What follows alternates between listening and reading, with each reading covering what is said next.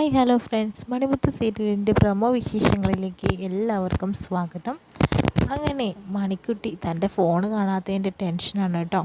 അപ്പോഴത്തന്നെയാണ് ഒരു കാര്യം മനസ്സിലാക്കിയിട്ടുള്ളത്. മുത്തിൻ്റെ കയ്യിലായിരിക്കും, അതായിരിക്കും എൻ്റെ ഫോൺ കിട്ടാത്തത്. അതുകൊണ്ട് തന്നെ ആ ഫോണിലേക്കൊന്ന് ബെല്ലടിച്ച് നോക്കിയിട്ടുണ്ടെങ്കിൽ ഫോൺ എവിടെയുള്ളതെന്ന് കണ്ടെത്താനായിട്ട് പറ്റുമെന്ന് മണിക്കുട്ടിക്ക് മനസ്സിലായി. അതുകൊണ്ട് തന്നെയാണ് മണിക്കുട്ടി അങ്ങനെ ചെയ്യാനായിട്ട് പോകുന്നത് കേട്ടോ. അപ്പോൾ മുത്താണെങ്കിലോ ടെൻഷനായിട്ട് നിൽക്കുന്നുണ്ട് കേട്ടോ. അങ്ങനെ നമ്പർ അടിച്ച് നോക്കുന്ന സമയത്ത് തന്നെ ബാഗിൽ നിന്നാണ് ചെയ്യുന്നത്. അപ്പോഴത്തേനും മണിക്കുട്ടി പറയുന്നുണ്ട്, ഇതാ മുത്തിൻ്റെ ബാഗിലാണ് എൻ്റെ ഫോൺ ഇരിപ്പുള്ളത് എന്ന് പറയുന്നുണ്ട്. അങ്ങനെ മുത്ത് പെട്ട പോലെ ആയിട്ടോ. മുത്തിനാകെ ടെൻഷൻ വന്നു. അതിനുശേഷം തന്നെ മുത്താണെങ്കിൽ ഒരിക്കലും തന്നെ മുത്താണെങ്കിൽ എന്തായാലും ഭരത്തിന് ആ ഫോൺ കൊണ്ടുപോയി കൊടുത്തതിന് ശേഷം തന്നെ ആ ഫോണിലുള്ള വീഡിയോ ഒക്കെ നശിപ്പിച്ച് കളഞ്ഞിട്ടുണ്ട്. അങ്ങനെ മണിക്കുട്ടി നോക്കുന്ന സമയത്ത് ആ വീഡിയോ ഒന്നും കാണാനില്ല കേട്ടോ. അപ്പോൾ മണിക്കുട്ടി പറയുന്നുണ്ട്, എവിടെ ഇതിലുണ്ടായിരുന്ന വീഡിയോ ഒക്കെ എവിടെ എന്ന രീതിയിലൊക്കെ പറയുന്നുണ്ട്. അപ്പോൾ മുത്താണെങ്കിലോ അതിനെ നിഷേധിച്ചിട്ട് അങ്ങോട്ട് പോവാട്ടോ ചെയ്യുന്നത്.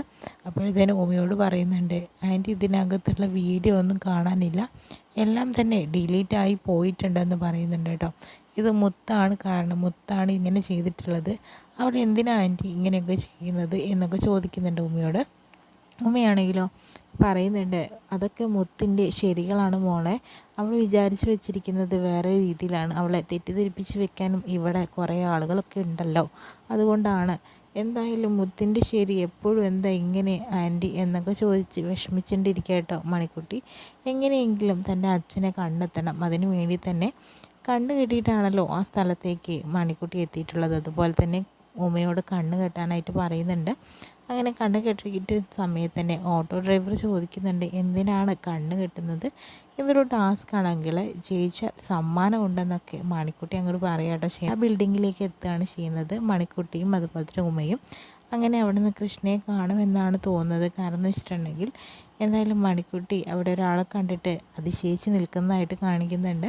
എന്തായാലും ഇത്രയൊക്കെ കാണിച്ചുകൊണ്ടാണ് ഇന്നത്തെ പ്രമോ വിശേഷങ്ങളൊക്കെ കഴിയുന്നത്.